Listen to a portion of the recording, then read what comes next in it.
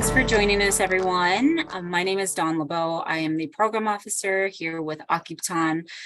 We are a native CDFI located on the Cheyenne River Lakota Nation in South Dakota, and we serve those in native agriculture across the nation. We are here today with Delane from the Indian Nations Conservation Alliance. Very pleased that you all could join us today. A little bit about what I do as the program officer. I'm responsible for the development of Akiptan's programs, everything such as webinars, curriculums, youth internships, and scholarships. And I'll talk a little bit about what we're offering at the end of the webinar here. So I would like to introduce you to Delane. I'm going to go ahead and read Delane's bio here. Okay, so Delane Atcitty has 28 plus years of hands-on experience in agriculture and natural resource management, including a Bachelor of Science in Agribusiness and a Master of Science in Ranch Management / Agribusiness. Delane has worked for Pokey Feeders, Pitch Enterprise, Inc., King Ranch, Inc., the Navajo Nation Department of Agriculture, and various ranches throughout the Southwest. Delane's varied experience in land management also includes being a natural resource specialist for the Bureau of Indian Affairs, a range land management specialist for the Bureau of Land Management and Natural Resources Conservation Service, a range land specialist for the Nature Conservancy, and a private consultant at Arrowhead Resource Management, LLC. Delane has worked in all segments of the cattle industry, from cow-calf and stock operations to finishing the cattle at feedlots and managing bison for the Nature Conservancy. Delane currently serves as the executive director of the Indian Nations Conservation Alliance. And in addition to his conservation work, Delane serves on the board of directors for the Navajo Agriculture Products Industry, which is a 110,000 acre tribal farm located in Farmington, New Mexico. And he also sits on the board of directors for the Society of Range Management, Holistic Management International, Native Seeds Needs and Capacity Committee for the National Academics of Science, Engineering, and Medicine, and the National Grazing Lands Coalition Advisory Council. We're very pleased to have Delane with us here today to talk about what the Indian Nations Conservation Alliance does for our native ag producers across the nation. So welcome, Delane. So glad to have you with us today. I will pass it over to you, but I do want to name that if folks have questions, you're welcome to place them in the chat, and I will read them off and let Delane answer them for you. So thank you so much and welcome. All right. Thank you, Don. Thanks for the intro and thanks for the invite, not only to myself, but also INCA to give this presentation. So I've been the executive director for Indian Nation Conservation Alliance for a little over 4 years now. Before that, I was a deputy director for a few months. And prior to that, I was a consultant for them. And since then, we've been doing a lot of assessments on tribal lands and figuring out what our niche is and what we need to help pursue, especially in the areas of conservation. So right now we're based out of Taos, New Mexico. We have staff in Arizona, New Mexico, Oklahoma, Montana, and that's it right now. We're hoping to expand. We work in other states of Nevada and Wyoming also, but we're hoping to expand into South Dakota, Idaho, Washington State, and California in the near future. And so along the way, I got to network quite a bit the first year, and then COVID hit and it shut everything down for us right when we were starting to really scale up and make some progress. And now that now that we're getting out of COVID, it gives us an opportunity to go right back where we started from, with the funding that we were given to start with, and also working with a list of, I'm sorry, there's a lot of emails and phone calls coming in, but I'll just mute them as they come in. So that's where we started with INCA.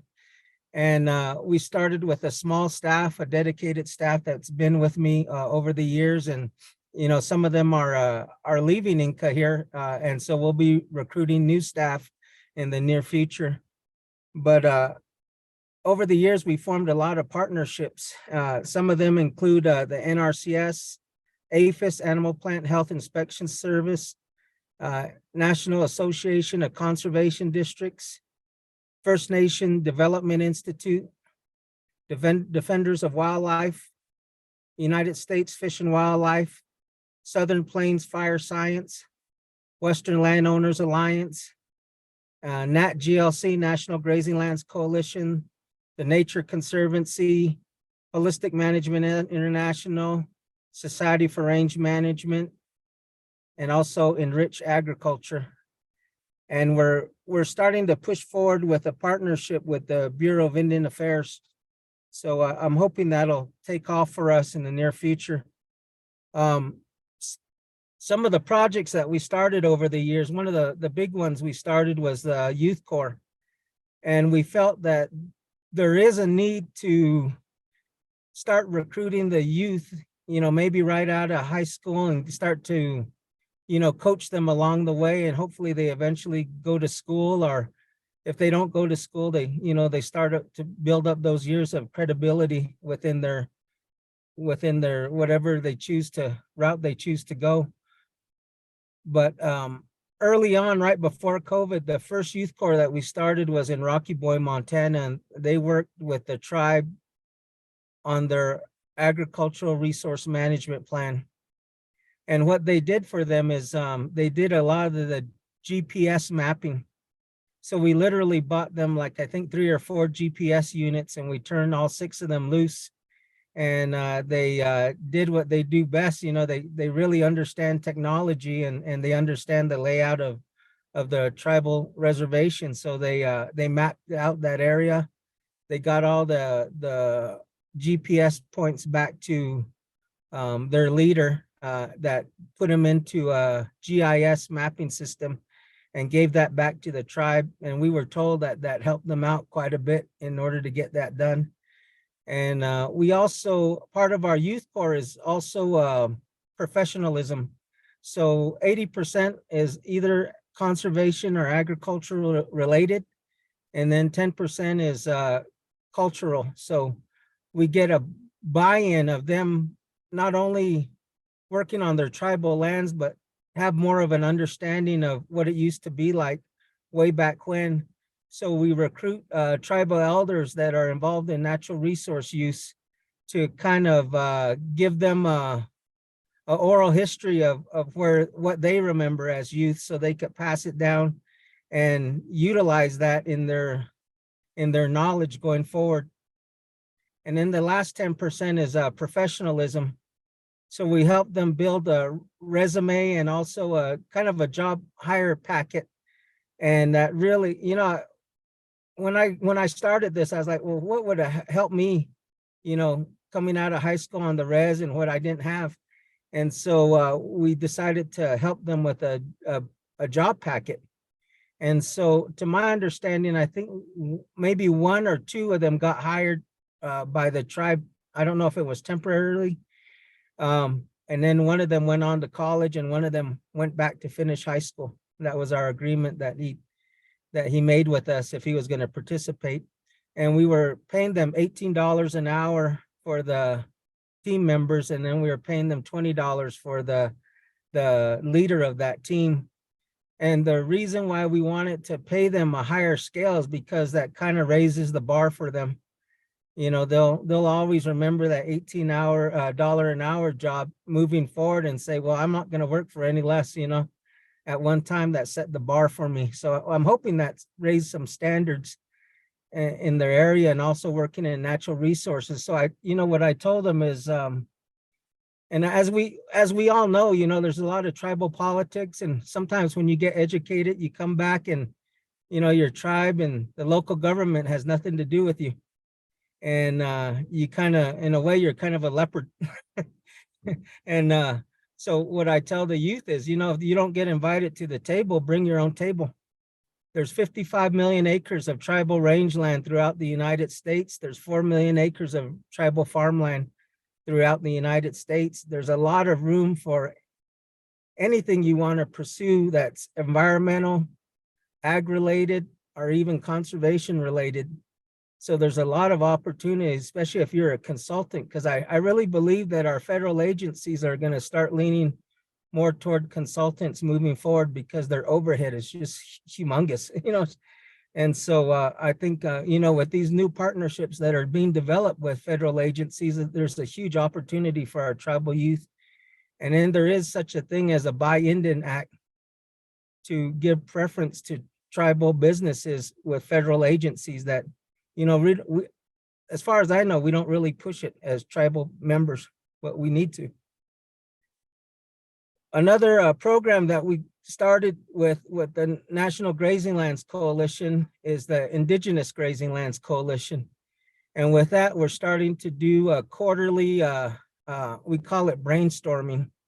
And the reason why we called it brainstorming is we didn't want to call it complaint sessions.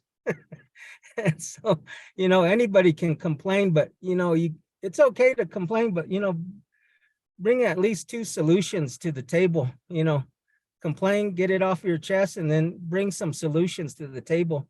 So that's what the formation of the Indigenous Grazing Lands Coalition, I'm hoping that it'll take off and we can start to build on it. And we need to, what I think is we need to share resources, but we also need to share ideas how to manage and take care of those resources. I always said that every tribe has a piece of the overall puzzle that we need to solve. We keep the piece to ourselves and we always wondered where that piece goes. And now's our opportunity to put that big puzzle together and understand how to manage the system and also how to get things done. Part of that is, here at INCA, I don't really push our staff to, there's broken systems that we're working in right now. And, some of these federal agencies, they're a broken system and they don't get, they don't give us the service that we should get. And they don't give us the money that's allocated to other non-tribal people. So what I'm hoping we do in the future is start to think of alternatives. Maybe it's not the federal government and the federal agencies in the future. Maybe it's us supporting each other, buying from within. And then also us, trying to build an internal economy that we can rely on together. Maybe that's how we improve things across our tribal lands. But anyway, this is just a start. Another thing that we got funding for this year is Indigenous Livestock Association. And the reason I say livestock, we want to include, first of all, we want to focus more on cattle for now. Supposedly there's 226,000 head, 100,000 head of cattle throughout the United States under native management. I myself, I kind of doubt that. I think we're probably about 180,000 and the rest of it is probably non-native cattle on tribal lands. So there is an opportunity for us to start to market at a bigger economy of scale instead of each of our families taking 5 or 6 head of calves to the sale barn every year.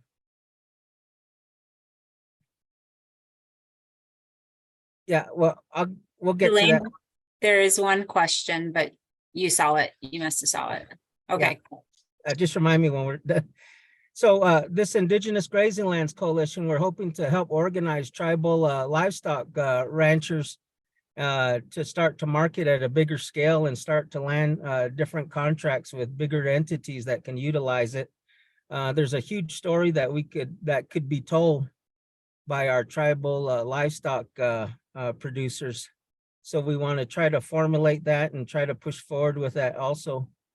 Another big project that we have started is a virtual fence. To my knowledge, it's the first virtual fence project on tribal lands, and that's with Jemez Pueblo. And we partnered with the Nature Conservancy to get that done, specifically the North American grazing directors of the Nature Conservancy to get that done. And so we'll be moving forward with that. We also started with the Nature Conservancy, a Southern Stronghold initiative to help with habitat for sage grouse.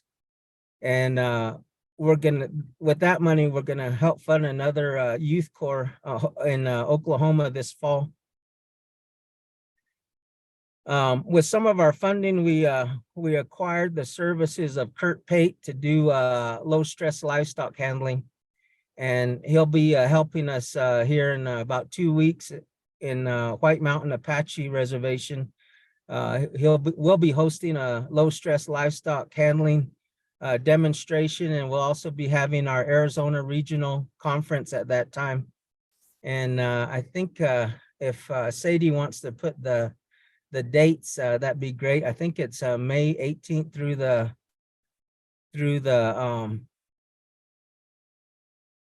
20th, I believe. And then finally, one of the bigger things that we're working on, and one of the big things that we're hanging our hat on, is INCA app.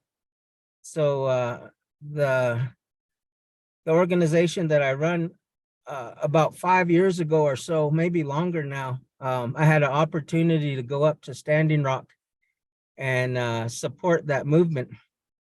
And, you know, we brought supplies in like the rest of everybody else, but at that time, we got to see firsthand, well, I got to see that, you know, that it's neat when tribes work together. You know, when they brought firewood, when they brought supplies, tissue paper, whatever. And it was neat to see that all come together. And I was like, well, what if we start to do that in natural resources? So we hired a gentleman named John Keahola from the Hawaiian villages. He made this app at a very small scale with the Hawaiian villages. And I asked him if there's potential that he could scale it up to our needs here in the United States. And he said that he could and he would. So we got funding to through NRCS to get that done. And so our hopes is that, you know, tribal natural resource users can start to trade whatever they feel the value of their product is worth, and almost mimic old trading routes between tribes at one time, and hopefully not rely on US currency to get that done. So we can start to support that internal system and really have true sovereignty. But most of my staff is rangeland. Most of my staff are rangeland production people, and we got a lot of ag people, and we got a couple people that are focused more on conservation. But our hopes is to focus on a vertical integration of tribal resources, which means, you know, in times of need, you will have a meat source available, and you also have your own food source available.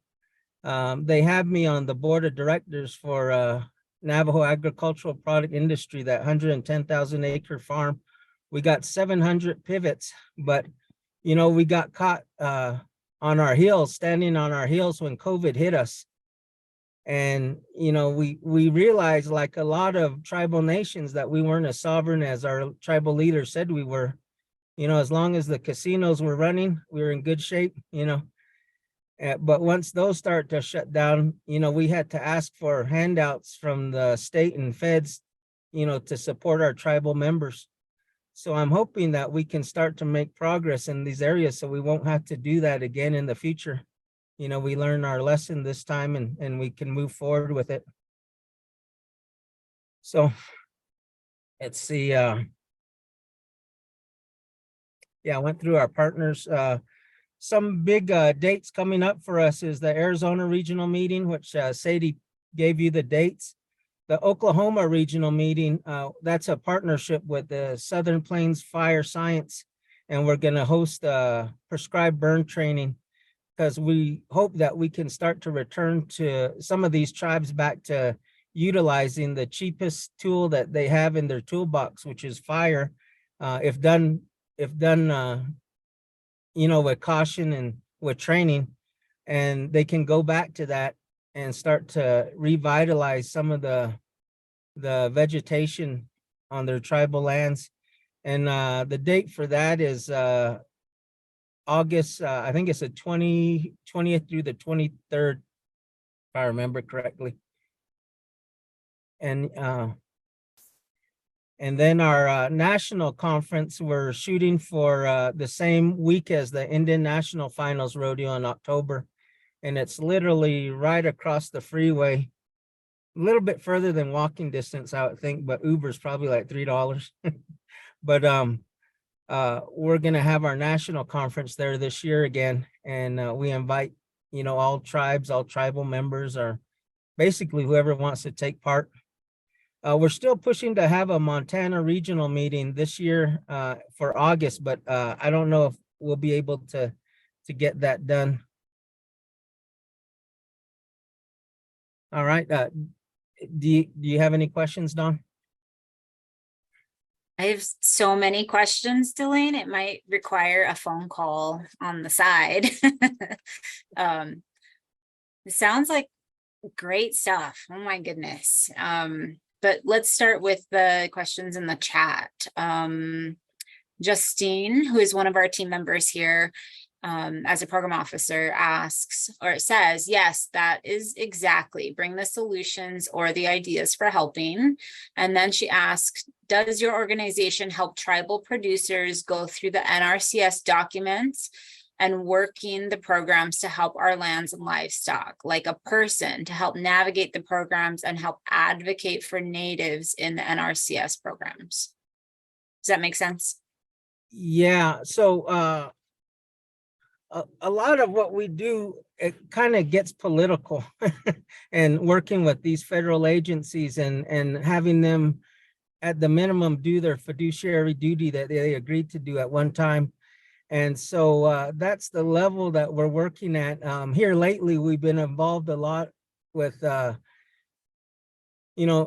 having visitations with some of the state representatives to let them know what's going on and, where we could utilize some help.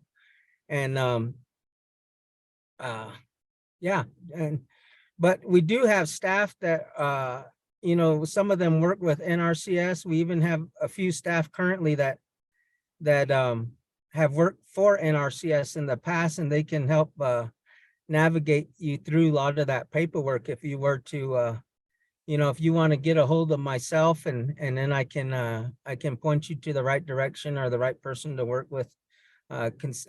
Mostly focus on what project you want to work on. But in the past, with our NRCS outreach funding, that's what we try to do, is get people questions answered, especially regarding the federal agencies.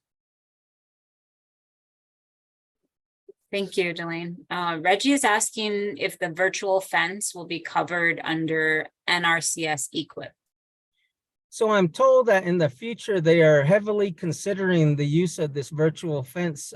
For us tribal nations, this is kind of a no-brainer because, we have a huge amount of rangeland, and we don't have the $15,000 an acre, a mile, to do a 4-strand barbed wire fence anymore. And we can accomplish the grazing objectives, I think, better using a virtual fence than we could with a stationary fence. But for now, what we have similar to that is hot wire fencing. And, that can be used until we start to make progress with the NRCS to make that one of their projects that they will fund. But I'm told that they are looking forward to funding it. So let me jump to this question right here. So the virtual fence idea is it basically collaring cattle and collaring a whole herd. So say you have 50 cows in your herd, and each one of the mama cows are collared, and even your whatever you have in bull wise, maybe 2 bulls for 50 head, and they're collared. So what they do is they bring a local antenna to work in your area locally if there's not too much variation in the rangeland. Once you start to get into areas that have deep arroyos or ditches or places like that, or up in the mountains, you might need more than one antenna. So these antennas are costing about $14,000 a pop. And the collar to collar the animals is $25. And I'm told that they run through 2 batteries a year. So that's $50, I think. So you're looking at somewhere between $75 and $80 per cow. But, you break that down, that's less than 1 bale for 8 months. 1 bale for 8 months is what you're paying for that technology. But the $14,000 antenna, that's where you could utilize that to spread the cost of that, like in an association or a co-op, or even a conservation district, just some form of organization to spread out the cost of that, and multiple users can utilize that antenna. They also utilize satellite system from space for their overall management of that, because they map out certain areas. So like say you have 3,000 acre pasture, you literally draw the borders on a computer and say this is the extent you want your cattle to go, and then you don't want them to go into the next pasture. But where I see the benefits of this is if we start to practice some of this intensive grazing, where maybe you throw in 10 producers that have 25 head and you have a herd of 250 head, and you start to use that management intensive grazing, and you start to move cattle almost daily, if not daily. And that really does a wonder for revitalizing your pasture land and fertilizing it naturally. So there's opportunities there too, but like anything, you get out what you put into it. If you expect it to put a collar on your cattle and leave it, it's not going to work. You need to put in some into it too. I hope that answers your question. That was the same question I was going to ask Delane, because I've heard about the virtual fencing from another tribal organization that were doing bison, but I never got a chance to look into it. So that's really good to hear the details broken down that way and the comparisons. And like anything, you remember when people first had portable cell phones back in the day, they were like 50 or they were, I don't know how much they were, $3,000 for that little box thing. And now you could buy it in Walmart if you wanted for, $30, So as time goes on, the technology will probably get cheaper, because the more competition, there's a lot of people jumping on board of this now.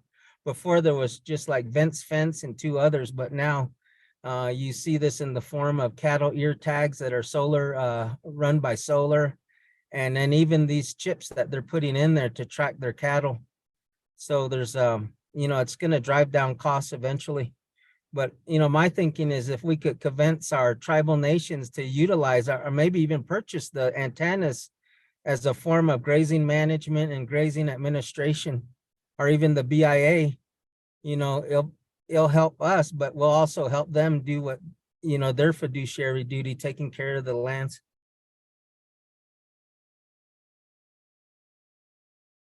Thank you. Emily is asking if INCA is for all tribal nations. Yes, we work with all tribal nations, federally or state recognized.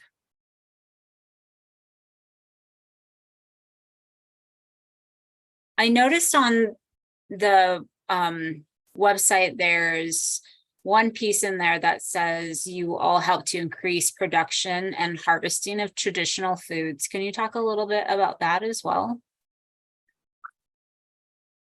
Yeah, so I think the reason that was put into the website is, we do rely on our traditional foods, for us here in the Southwest, it's like blue corn meal and pinon harvest and stuff like that. So, we're really pushing, well, I've been pushing some of these federal agencies that do border tribal lands to take that into consideration, especially for pinon harvesting. And, for people up north, it's certain berries that are harvested at seasonal times. And so, those are things that we need to manage, and we need to keep on our priority list, because it ties directly into our culture. And even some of the animals we utilize in our ceremonies, we got to make habitat for them also. So that's why, we're really trying to take a holistic view, or to us, it's more of a balanced view of living, on Mother Earth, and for us to be successful moving forward as tribal members and tribal people, we got to have those resources available for us in the future. I know on some nations, there's wildlife that have been eliminated over the years, and cattle have taken their place, and it shouldn't be that way. We shouldn't have to take one species out of its natural habitat in order for us to, make. And this is where it gets frustrating for me, is because we're literally extracting resources from our tribal lands. And a lot of times we're not breaking even when we sell that resource at the local auction. Our cost of production exceeds what we're getting for that calf. So we're literally giving away our grasses and our waters on our tribal land for free, and letting somebody else capitalize on that when they buy our calves, and they start to retain, they keep ownership of it. They put on compensatory gain, and they start to, literally make money off of our tribal ranchers. And that's been going on for, decades. Sorry, went off. No, you're good. Thanks, Delane. The other thing that I noticed on the website is the record keeping for ranchers. Can you talk a little bit about how you help the producers with that piece? Well, right when COVID kicked in, we ordered some, they're called red books. And if you guys are familiar with the National Cattlemen's Beef Association, forever they had these little books like that size. and you put all your information in there. And the reason why you need to keep that information, so at the end of the year or the end of your season, whether you have stockers or cow calves or whatever, how much you invested in that cow. And just with some friends that I have that ranch on the Navajo Nation, their cow costs were exceeding $2,000 per cow, and they were getting $1,000 for their calves. So they're upside down $1,000. So if they had 50 head, they were $50,000 upside down, even after they sold their calf. So that's why that record keeping is very important. So what we want to do with that is, track your expenditures. Hopefully you're not purchasing hay, because with good grazing management and accurate stocking rates, you won't have to purchase hay. Your herd will be living within its carrying capacity. Once you start purchasing hay and you start hauling water, and you're starting to over supplement or give minerals to your cattle, that's when you're starting to dig more in a hole. So once you start tracking it in the records book, you'll realize exactly how much you're spending, and you can break that down per cow. And then once you figure out what you're spending for a cow, you can figure out your break even. What's the very minimum you need to accept for your calf, and that will help you make management decisions later on. And for some people, they realize that it's an open wound. that they need a patch. So for some people, they're like, holy smokes, I'm spending $50,000 a year just to call myself a rancher, you know? And so they think about it and they're like, well, you know, I'm going to have to sell half the herd. And, you know, maybe that's good. You know, maybe that puts them back in balance with their grazing and everything. But on the other hand, you know, we don't pursue the marketing side of that. And that's where I'm hoping eventually this will all will go with, like the Indigenous Grazing Lands Coalition and the Indigenous Livestock Association, is that down the road we start to think about, we really need tell our story behind our, you know, how we own cattle and how we acquired them and how we care for them. We literally care for them in pristine environments, you know, pristine water that's going into them, you know, grasslands that they're consuming, you know, out in the wide blue sky. And, you know, that's just a really nice environment that you want not only as your work environment, but your kids' work environment in the future. So we need to start marketing in that. And I'm hoping in the future we can start up a native branded beef program. And we're working on it already, but it's something that just takes time and investment in investors. So we're starting to think about, well, you know, how do we get from A to Z to get this done? So. All right, thank you. I have another question about some of your soil conservation stuff, but I want to read out of the chat first because we can follow up later too. But and looks like we have lots of time. So Amber says, I'm having trouble here in NC with getting funded to start a farm like my papa had before he passed away. Federal programs continue to ask if land is in my name, but I don't have funds to get it in my name, but I am in care of the land. I'm learning about farming as I go. And then Emily, thank you. This is the first time I've heard of this organization, and I look forward to learning more, even possibly participate. Thanks, Emily. And Amber, Justine, Delane, as a producer who is struggling to get water resources on good grazing land because well drilling costs have gotten so crazy, it's about 600 to 700 feet down to hit water. What do you recommend is the best solution for a conservation aspect? Would love to pick your brain on this topic. Okay, back to the first question.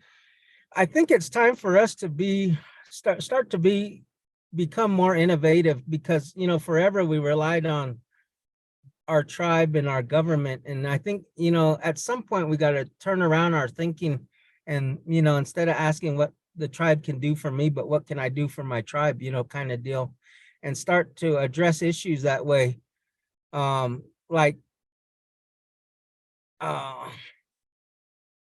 I forgot what it's called, the term. It's not blockchain. It's the other crowdfunding. You know, there's a lot of small farmers that do crowdfunding, especially on social media. And you'll be surprised the amount of capital they raise just telling their story and their goals of where they want to be. And that has nothing to do with the government, you know, nothing to, you know, just so you have access to that land and you can legally be on it. I think you're okay, and you can start to create funds that way. But, you know, like anything, you got to have a good accountant and a good tax person.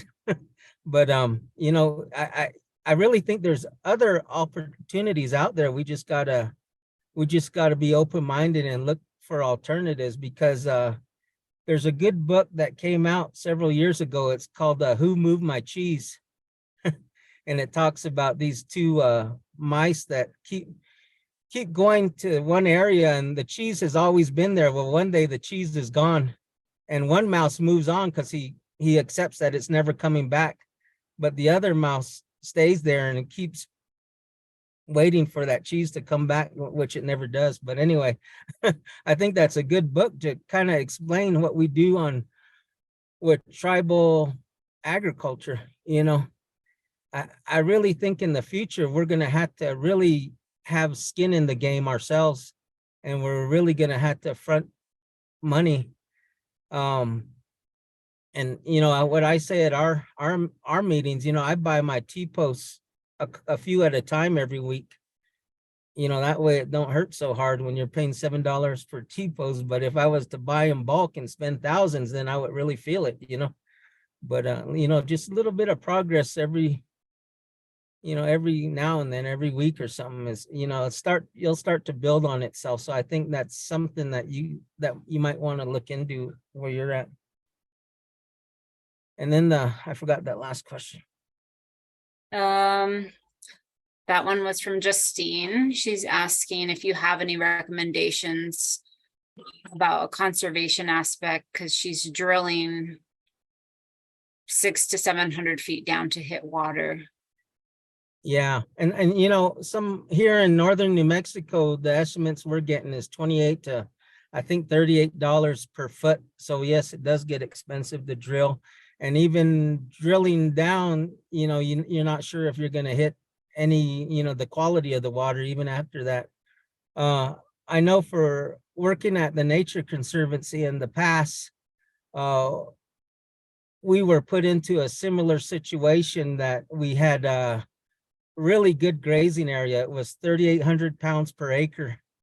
And we weren't utilizing it because we didn't have a way to get adequate water up there. We did have a little water.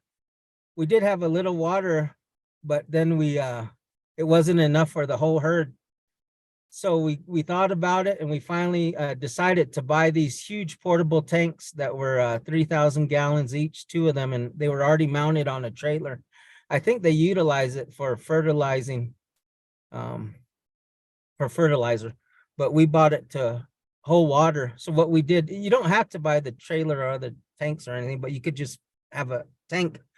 What we did is we put 2-inch fitting, 2.5-inch fittings, if I remember right, on that tank. So when our 700 head herd would drink out of it, the tank would refill itself almost instantly. It wouldn't draw the water. So it would empty out the first tank the first half of the day and empty out maybe half of the second tank the second part of the day. But overnight, with that low gallons per minute, it would refill itself because nothing was drawing on it at night. And that's one way we got around that issue with low gallons per minute and utilizing some really good forage areas. And then some other thing like that, I mean, just to throw out another suggestion is, if you are located in some area that, you get pretty good snowfall or even rainfall, you could start to look into natural rain harvesting procedures. And that's why I'm out here at this ranch in northern New Mexico today, is because they're talking about rain harvesting. So one thing that we often overlook, and what I'm told, is a 12-foot wide road, whether it's dirt or paved or whatever, a 12-foot wide road, a mile long, getting an inch of rain is equal to 30,000 gallons of water. And if we can divert it and have little catchment ponds here and there, we could start to utilize that for our livestock better. And right now we don't do it. We just let it run, and it runs down the irrigation or whatever ditches, arroyos, and it just leaves our property. But if we can figure out, and the other part of this training here is utilizing like slowing down the erosion issues, so it spreads out the rain or the rainfall for more, so it's more captive by the grass. And so those are some alternatives too. And but Awesome. Thanks, Delane. Justine says thanks in the chat. And then Amber says, Delane, I have a creek I'm currently trying to utilize. I guess I will start with a garden and eventually solar power and water from the creek for water supply. You have any comments on that? let's see, I didn't get that whole question. You might have to read it if you can, but I can Okay, read. go ahead and reread it if you can. Okay. I have a creek I'm currently trying to utilize. I guess I will start with gardening and eventually solar power and water from the creek for water supply. Amber, if You know, you'd like to unmute, I was thinking about this exact thing earlier this morning because we also have a small creek behind an area where we're hoping to build a small house, and there's nothing to say that you can't utilize it for electricity. That old kind of wheel paddle system that they used to, and they make things now that generates electricity off of the rotation from the water passing through it. You're not drawing down on the water resource, but that electricity can be used to maybe grow, even build one of these, I don't know, I forgot what they're called, these long tunnels, for growing food. You could use it for a heater or a cooling source and stuff like that. So, and even growing fodder or some of the other stuff that needs a specific kind of lighting that grows every night.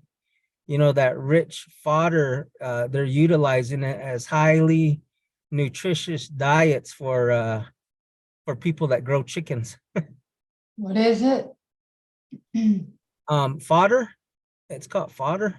It's so you put seeds in the bottom of a plastic crate, and I think there's a little bit of soil in there, and you add water, and it grows quite a bit within 24 hours. And people have some of these trailers, and they utilize it to feed horses sometimes, but it's a highly nutritious seed that grows very quick. Okay, that sounds good. It almost looks like those sprouts that you get in your salad. Okay, thank you. Welcome. thanks for the question, Amber. I don't see any other questions, but wait, here's one. Okay. Does INCA have any connections with things like Ducks Unlimited or Elks and any other non-federal type of organizations that are supposed to help conservation practices for ranchers and farmers? And if so, how do you help connect producers? So we got a guy on our staff that is into guiding hunts on his tribal nation, and they make a pretty good chunk of money off of those tribal hunts. And a lot of those tribal hunts are bought because they're pretty exclusive, and they can be sold for a huge amount of money by some of these big name companies like Patagonia, Yeti, some of these famous people. But along with that is also some of these associations that want to be associated with that kind of hunting and those kind of clientele. And so I asked him to knock on the door of the Elk Foundation, Rocky Mountain Elk Foundation, and also the White-tailed Deer Foundation, and then the Bird Conservancy. So there's a lot of them that we have not partnered with yet, but we're hoping to partner with them in the near future. And I know from my work with the Bureau of Land Management that they do help pay for fencing costs in some of the situations, especially if you need to lay down your fencing during the winter time, when they start to their migratory paths. So, to make that possible, they supply a lot of fencing, and in return, what we did is we just got knocked on the door of the Department of Transportation and say, hey, we got a grant and agreement with the Rocky Mountain Elk Foundation, and they're giving us $20,000 worth of fencing. We thought we'd give it to you guys, and you guys can do the labor to put it in. And we literally did not have to break a sweat. We just had to broker that. So there's things like that are available for, and I'm sure there's other ways that you can utilize it, like any kind of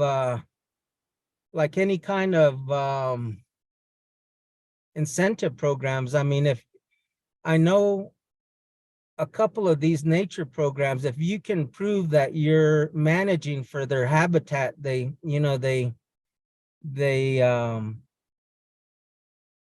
kind of back your product with either their sticker or their emblem or whatever, and say this is wildlife habitat certified beef. And to people in some of the big cities, that's a big deal to them, because that 2 weeks out of their year, they go up into the mountains and they enjoy that wildlife. So they want to do what they can in the city to help promote it. So relationships like that are starting to build more and more.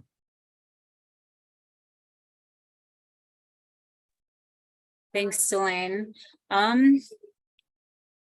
Justine says that sounds great for producers, so thank you. If anybody else has any questions, please place them in the chat.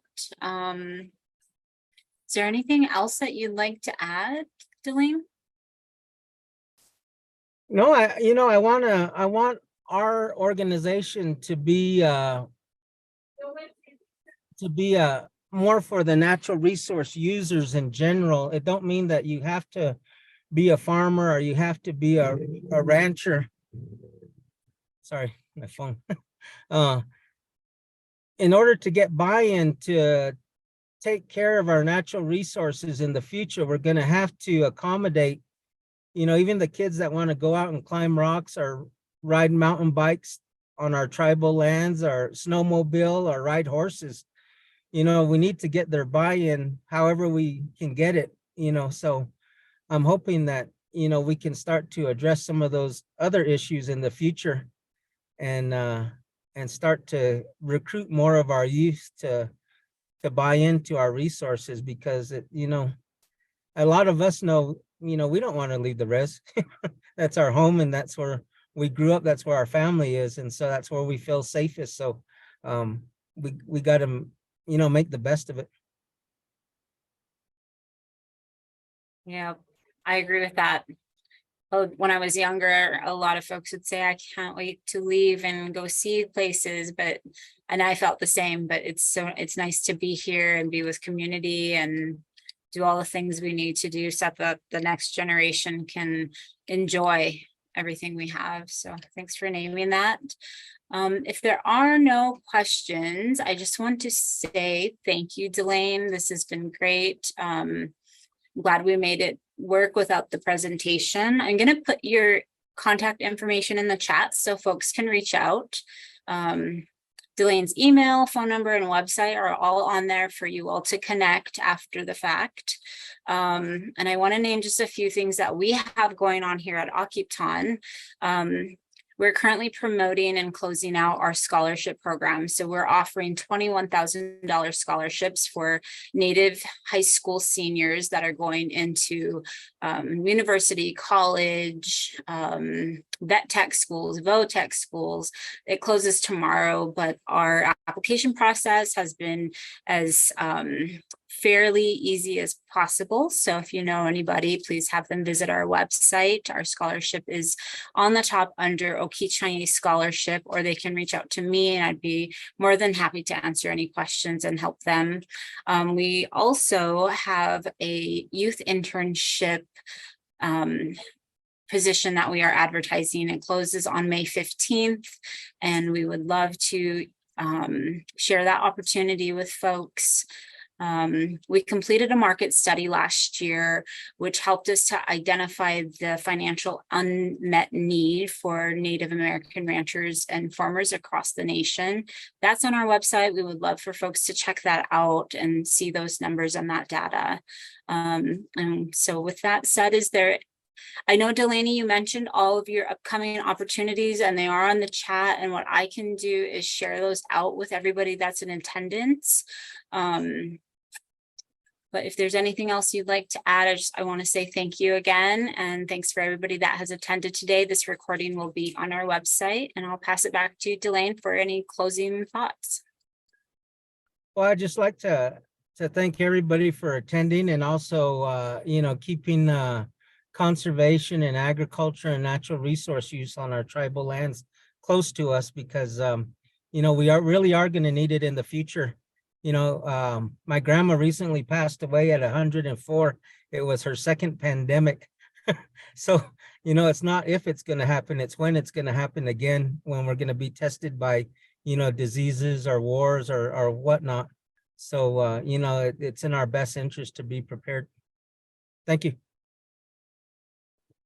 Thanks, Delane, and so sorry for your loss. That's nice to hear that she lived till she was 104. We have a Lakota matriarch in our community that lived to 102. So it's always important for us to be thinking ahead and thinking about the future generation. So thanks, everyone. Have a great rest of the week and check out our websites for additional information.